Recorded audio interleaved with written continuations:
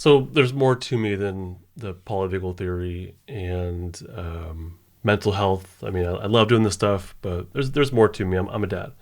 I have a 16-year-old daughter who now has a driver's license and a 10-year-old son. And I actually want to share a little story about him and the lesson that I got from the lesson that he inadvertently bestowed upon me. I'm Justin Sinceri, by the way. Welcome to Stuck Not Broken. If you're new here, I am a therapist and coach, and usually I like to teach about stuff, but this time I wanted to reflect on a little story and then give you a lesson at the end. He loves being barefoot. The kid does not wear socks. Even if the house is cold, the floor is cold, he doesn't care. He doesn't even seem to notice. If you're a parent, tell me I'm not alone in this. My son does not like to wear socks. It's been raining here in Stockton, beautiful Stockton, California. We've had hardly, and that's why I say that ironically, or not ironically. What's the word? It's not ironically. I forget the word for it. Anyhow, it's been raining here in beautiful Stockton, California. We've had hardly a clear sky in what seems like at least a month or so. Yeah. And it's been facetiously, I say it facetiously, it's been cold here. It's been rainy and cold. It's been cloudy. So obviously that's sock weather, right? For anybody else, yeah, it is sock weather. But no, not for my wonderful 10-year-old son.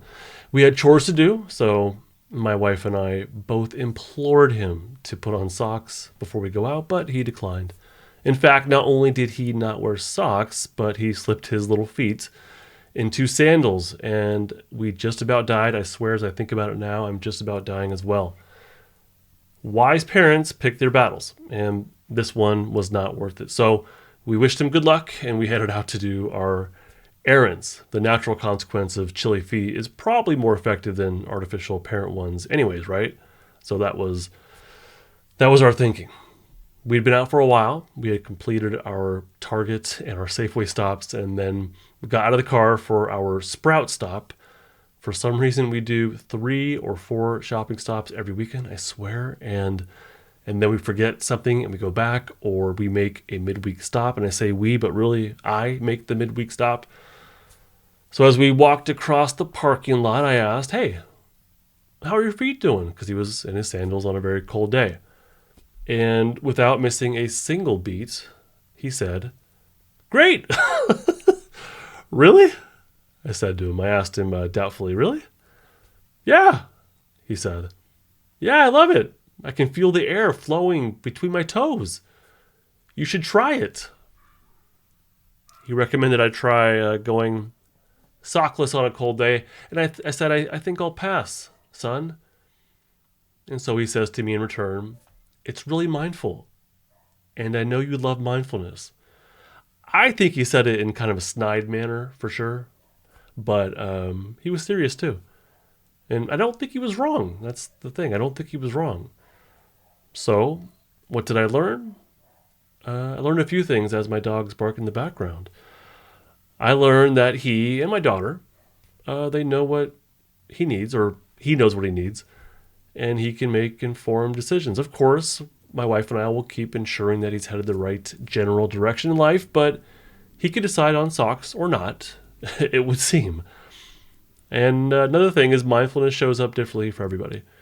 I won't go sockless in the cold anytime soon, but I'm glad that he can mindfully connect with that experience. He did the same thing today too, actually, but with shoes instead of sandals. So whatever. It's obviously not a battle worth picking, and he likes it. So whatever. I can actually relate to his socklessness in my own way. Every morning I open the bathroom window when I shower. It lets in the cold morning air, and it just kind of feels right. I love looking out the window at the oranges and the grapefruits growing in the backyard, and I like feeling the air's chill in contrast to the heat of the water. So to wrap it up, I don't know if this is relevant to you in your life, dear listener, but can you relate in some way? Do you have your own sockless mindfulness practice? If you're on YouTube, please leave a comment in the comments. And if you're a podcast listener, audio only, feel free to email me, justinlmft@gmail.com. but I know it's going to take you a couple more steps. But I'd love to hear from you, dear listener, no matter what medium you're listening through.